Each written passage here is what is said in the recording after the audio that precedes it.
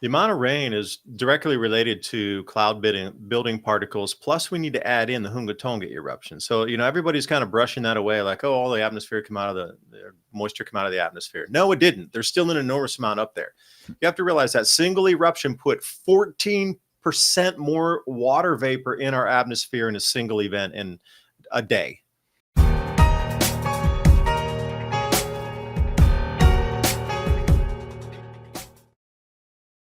Right. So it's slowly coming out. Gravity's taking it out. Well, you have to realize that all these different particles that are whizzing in here because of now double novas and a weakening magnetic field and our own sun we have a triple input of galactic cosmic rays. And they did a lot of studies back in the day. This is like 2014, 15 when I was doing the Adapt 2030 channel.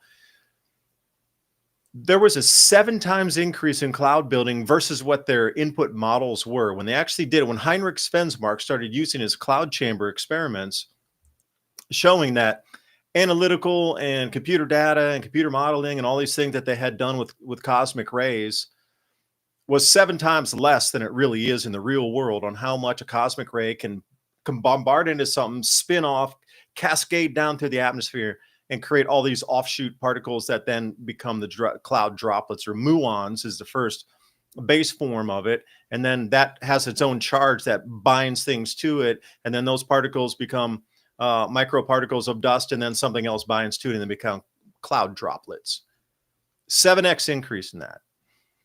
So if you're taking a look at like, okay, well, we're going to come into a high cosmic ray bombardment period. And then it really made sense for me because a guy I talked to, he went by the pen name of Morpheus, and I won't mention his real name.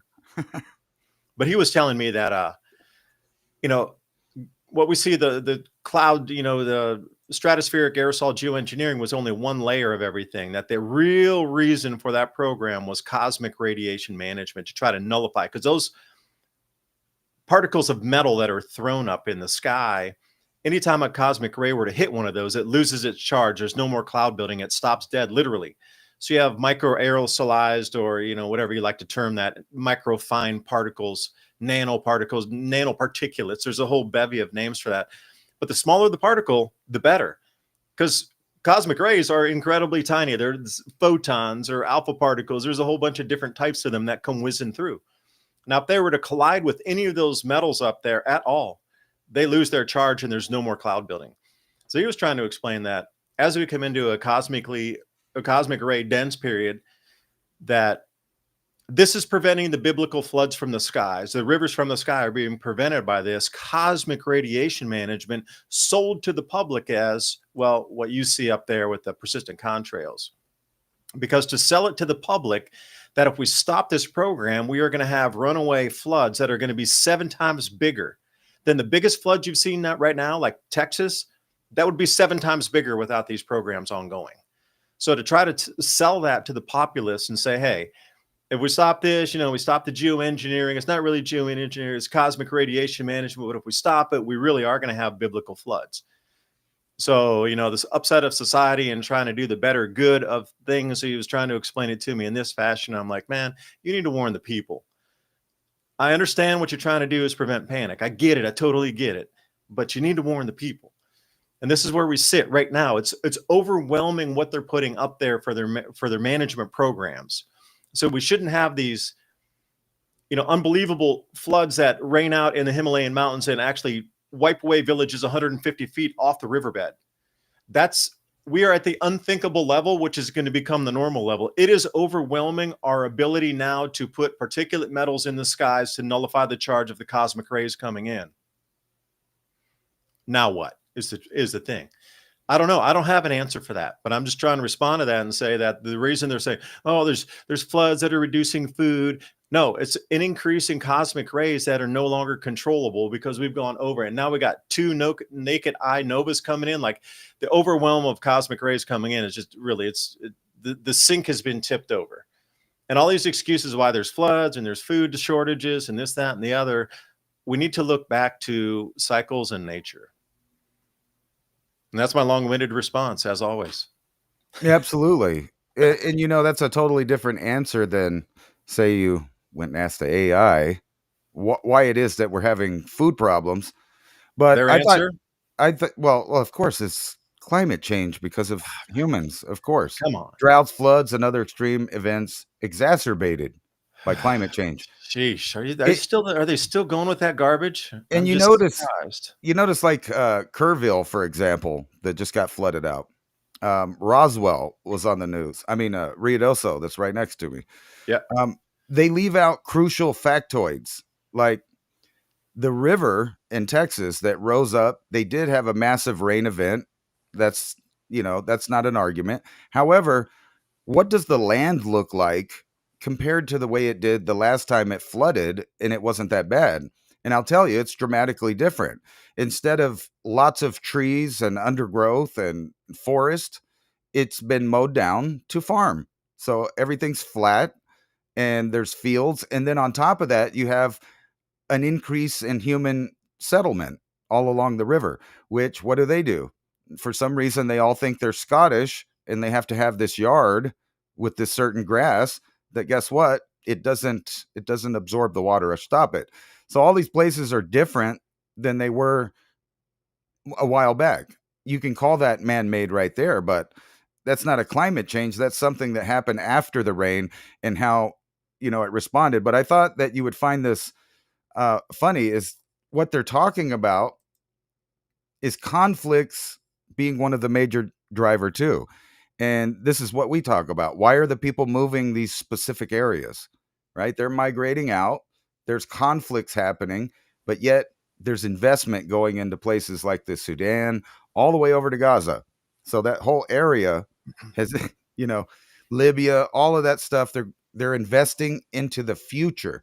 The obvious question, are you on shrooms? Illuminated shrooms, combining 6 powerful mycelium in a fulvic mineral delivery system, selected for their synergistic, restorative, and protective actions. Potent. And please remember, ladies and gentlemen, every purchase you make helps keep this podcast on air. So please remember that link's in the description box below. And are you shrooming?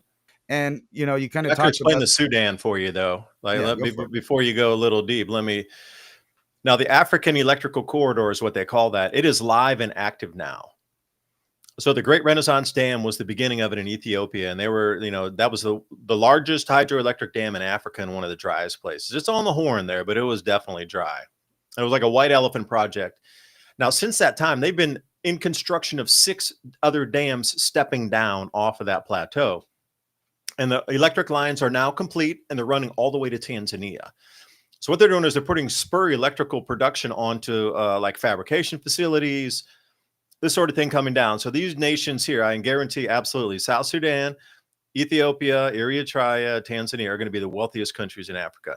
Now, what they're fighting for, before they were fighting for oil resources, but now what are they fighting for? They're fighting for roots and that electrical connectivity corridor is what they're fighting for. So you start to look at this. The resource now is electricity. Electricity. It's not oil and gas anymore. It's electricity, because electricity is the beginning of the civilization as we saw it from the 1800s in America come up to the wealthiest nation. They're looking at the exact same thing, but they have way, way, way, way more resources than we ever did in America. Africa is so much larger. You put like 3 full lower 48 states in Africa. So you think about electrifying all of that with 3 times the resources we had or still have in America as the lower 48. Oh my gosh. And then if they're going to put AI data centers there too, as the pincer into that whole thing there. So that, look to Sudan, South Sudan. This is going to be a juncture point, because not only is the water coming back in those basins there filling back up in the African mega lakes where they'll have constant water, but they're also fighting for the electrical corridor, because whoever controls that electricity literally controls the development of civilization, not even society, civilization in that area from this point forward, which is the new like seed point for what I would consider humanity 2.0.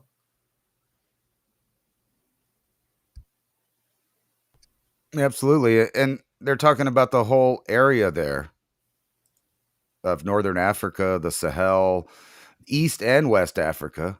Yeah. And, they're saying, look to More this. east, though. Yeah. But the reasons that they give have kind of nothing to do with what's going on in the world. And I wanted to, add this in there with the cosmic ray thing.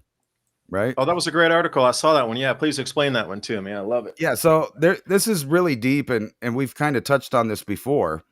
There's some insinuations made here about Neanderthal going extinct.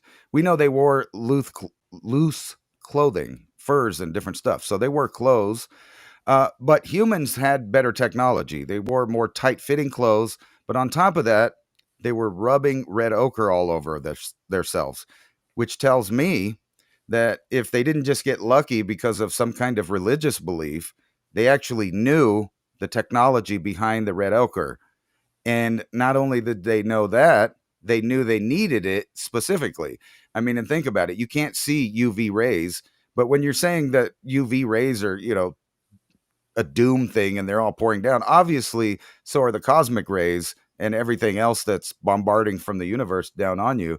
But it gets into this whole thing about, they didn't know why they disappeared, but it seems like we just had the best technology on the block. And this is the world that we're talking about right now coming up. If the magnetic field indeed collapses, not only is there going to be problem getting, grains and other things to grow right and your gardens to grow right.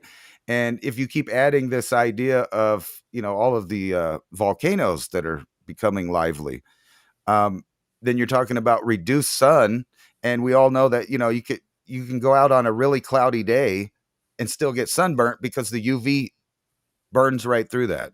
So you're getting a reduction in all of the life-giving kinds of energy from the sun, but not the deadly kind. So it's a unique situation. And what would happen in those time periods right there when, the food is being limited because literally the conditions on the earth. But not only that, you have governments fighting, moving assets and stuff like that. It leaves the population in the dust. And we constantly talk about, like, what are you going to do? Please remember civilizationcycle.com and also buy me a coffee /civilization cycle.